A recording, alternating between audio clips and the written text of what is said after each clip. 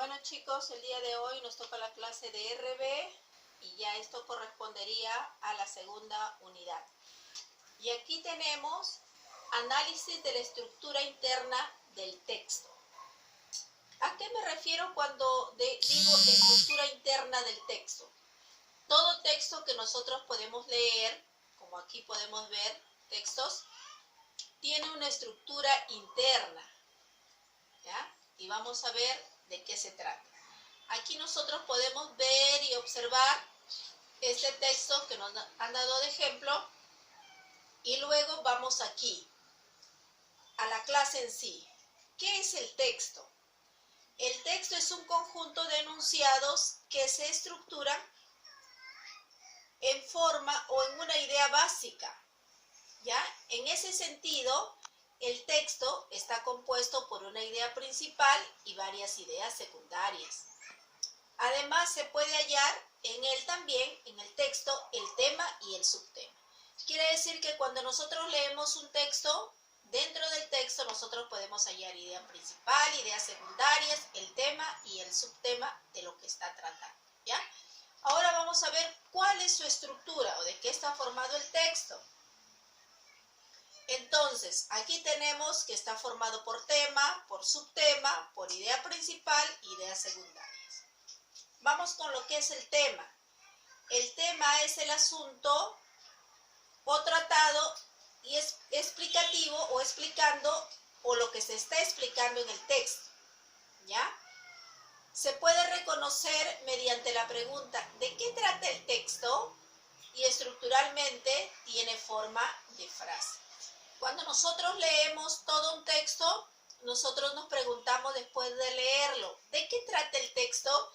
Y la respuesta a esa pregunta, eso vendría a ser el tema.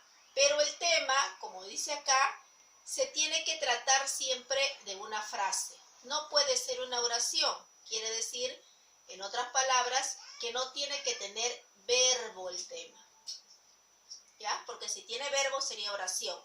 Pero cuando carece de verbo, nosotros sabemos que es una frase. Acá tenemos un ejemplo. Dice, el intercambio cultural. Nosotros vemos aquí un tema del intercambio cultural y automáticamente todo el texto debe tratar sobre ese tema. Algunos puntos serán las ideas principales y otras las ideas secundarias. Y también encontraremos en el texto los subtemas. ¿Qué es el subtema? Son los apartados del tema. Todo texto desarrolla párrafos en los cuales se explica, aclara o ejemplifica el tema. Todo texto está formado por párrafos, ¿ya? Y los párrafos, lógicamente, por oraciones y frases. Estos son los párrafos. Cada vez que nosotros dejamos un espacio, esos son párrafos. En este texto hay 3 párrafos, ¿ya? Seguimos. Aquí tenemos un ejemplo de subtema. El diálogo cultural asertivo entre las personas. ¿Sí? Acá el subtema tiene que ver mucho con este tema del intercambio cultural, ¿no? Aquí está hablando sobre el diálogo asertivo entre las personas. Vamos a la idea principal. Es la idea que plantea el pensamiento o la posición del autor sobre un determinado tema. Toda persona que escribe un texto, y hay diferentes textos argumentativos, textos científicos, descriptivos, etc. La persona que lo escribe siempre tiene un pensamiento o una posición que quiere dar a conocer, determinado sobre el tema, ¿ya? Y eso viene a ser la idea principal. Ejemplo, el intercambio cultural debe darse en un diálogo con mucho respeto y asertividad. Acá tenemos. Y todo eso tiene que ver con este primer texto, ¿ya? Seguimos.